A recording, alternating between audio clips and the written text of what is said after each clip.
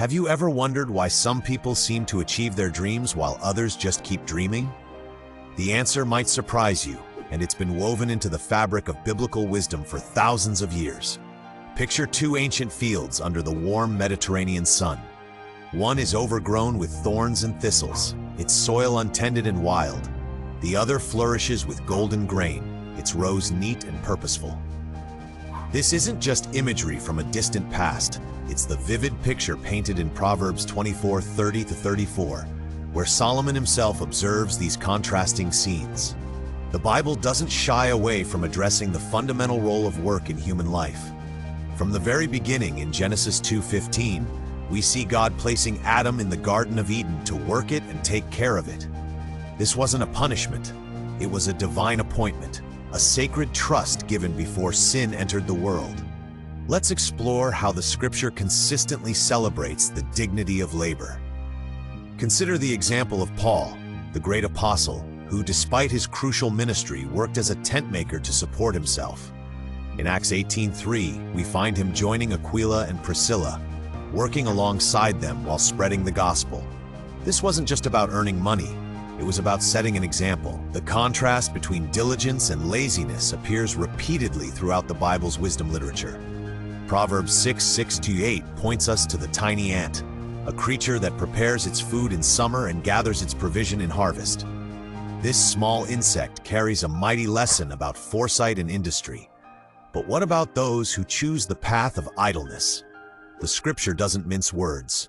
A little sleep, a little slumber, a little folding of the hands to rest, and poverty will come on you like a thief, and scarcity like an armed man.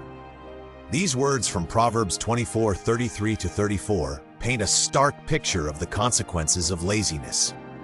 The message becomes even clearer in the New Testament. The early Christian church faced challenges with some members who had stopped working, perhaps thinking that Christ's return was imminent. Paul addressed this directly in 2 Thessalonians 3:10, "The one who is unwilling to work shall not eat." This wasn't harsh judgment. It was loving guidance for a community's well-being. Consider the parable of the talents in Matthew 25:14-30. Here, Jesus tells of 3 servants entrusted with different amounts of money. The 2 who worked and multiplied their talents were praised and rewarded. The one who buried his talent and did nothing with it faced severe consequences. This parable isn't just about money. It's about using what God has given us through dedicated effort. The sweetness of labor isn't just in its rewards, it's in the peace it brings. Ecclesiastes 5:12 observes that the sleep of a laborer is sweet, whether they eat little or much. But as for the rich, their abundance permits them no sleep.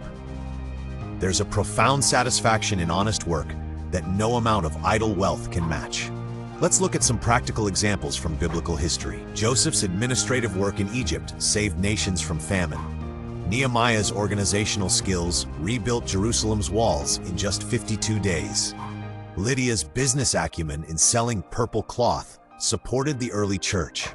These weren't just spiritual leaders, they were workers whose labor served God's purposes. The Bible also teaches us about the right attitude toward work. Colossians 3:23 instructs us to work heartily, as for the Lord rather than for men. This elevates our daily tasks from mere obligation to sacred service. Every job well done becomes an act of worship. But what about rest? Doesn't the Bible command us to rest? Indeed it does. The Sabbath principle shows us that rest is essential, but it's meant to refresh us for more work, not to become a lifestyle of laziness. It's the rhythm of work and rest that God designed for human flourishing. Modern life might look different from biblical times, but the principles remain unchanged.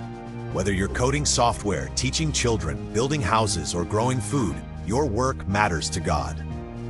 The satisfaction of a task well done, the provision for your family, the contribution to society, these are all part of God's design. Remember the words of Jesus himself, who said, "My Father is always at his work to this very day, and I too am working." John 5:17. When we work with purpose and diligence, we reflect something of God's own nature as creator and sustainer. So next time you face a challenging task or feel tempted to take the easy way out, remember, the sweetness of labor isn't just in its rewards, It's in knowing that through our work, we participate in God's ongoing work in the world. Your working hands, guided by faith and purpose, are instruments of divine creativity and service.